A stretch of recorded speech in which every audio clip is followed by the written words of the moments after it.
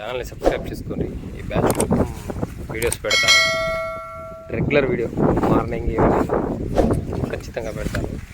Subscribe చేసుకుంటే total video batch నాకు ఎంత మిగిలింది, ఏమేమి జరిగింది. ఫస్ట్ బ్యాచ్ అయితే మొత్తం పెట్టలేదు, ఏదో మామూలుగా పెట్టేశాను.